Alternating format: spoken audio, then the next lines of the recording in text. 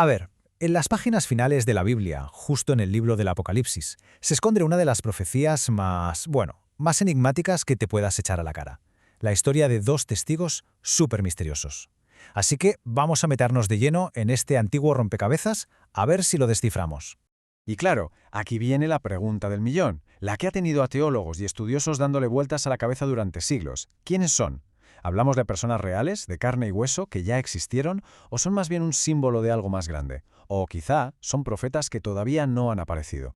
Vale, para empezar a desenredar todo este lío, lo primero es viajar en el tiempo.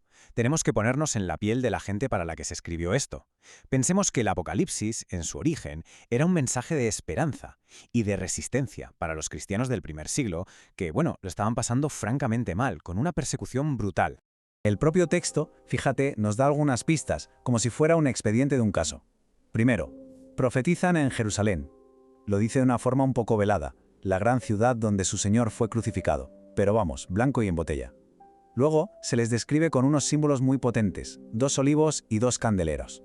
Y ojo, que se nos dice que están ahí, de pie, sirviendo directamente al Señor de toda la tierra. Ahí es nada. Pero ojo, que no estamos hablando solo de símbolos bonitos, no. La historia de estos dos es una de poder, de confrontación directa y al final de una reivindicación divina en toda regla. Vamos a ver cómo fue su trayectoria, por así decirlo. Y todo empieza con una cifra muy concreta, 1260 días. Ese es el tiempo que dura su ministerio. Y durante todo ese periodo se dedican a dar su testimonio al mundo, y parece que nada ni nadie puede tocarles. Están como protegidos por un poder sobrenatural. Y aquí es donde la cosa se pone de verdad interesante. Resulta que sus poderes nos suenan. Detener la lluvia, eso es Elías. Convertir el agua en sangre, eso es Moisés. Vamos, que la conexión no es para nada una casualidad. Es como si juntaran en ellos toda la autoridad de lo que representaban estos dos, la ley por Moisés y los profetas por Elías. Pero claro, esa protección sobrenatural no dura para siempre. Al final son derrotados. Los mata la bestia, que en el Apocalipsis es la representación del poder que se opone a Dios. Y para más Indri, sus cuerpos se quedan ahí, tirados en la calle, a la vista de todos, durante 3 días y medio. Una imagen de humillación y de derrota. Total, a ojos del mundo. Y justo ahí, cuando todo parece perdido, ¡zas! Giro de guión. El espíritu de vida de Dios entra en ellos. Se levantan, resucitan y ascienden al cielo. Y todo esto a la vista de sus enemigos. Es una declaración de intenciones en toda regla. Un mensaje claro. El testimonio de Dios, al final, no se puede silenciar. ¿Un momento?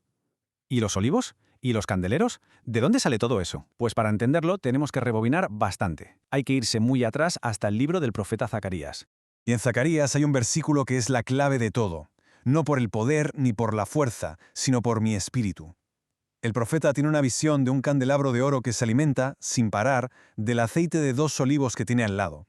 El mensaje es bastante claro. La obra de Dios no depende de la fuerza humana, del músculo, sino del poder inagotable de su espíritu.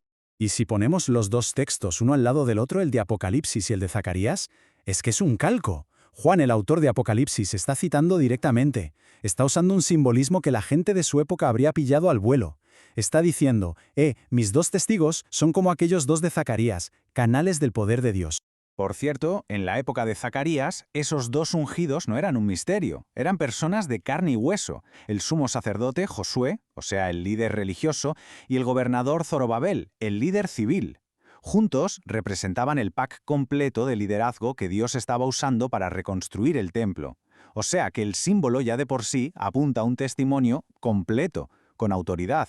Muy bien, con todo este contexto que tenemos ya, volvemos a la pregunta inicial. Vale, pero ¿quiénes son? A lo largo de los siglos, la cosa se ha ido decantando en 3 teorías principales, 3 grandes interpretaciones.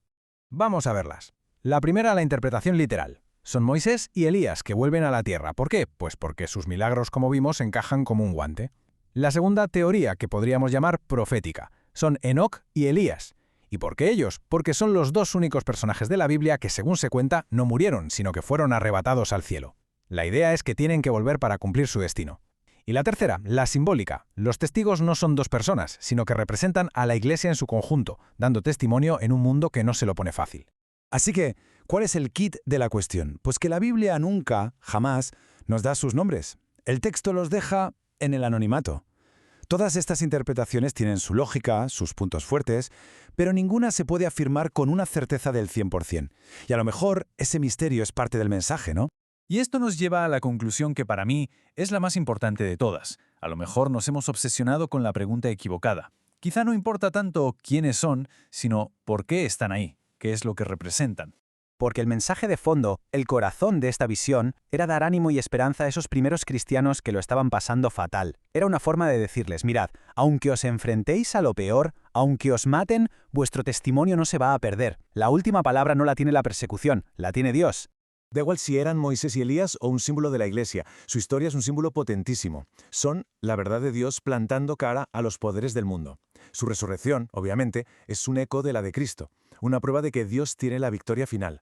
Y que sean dos, bueno, eso también es importante. En la ley judía hacían falta 2 testigos para que un testimonio fuera válido. O sea, es un testimonio creíble, sólido. Así que cerramos esto con una pregunta que queda en el aire.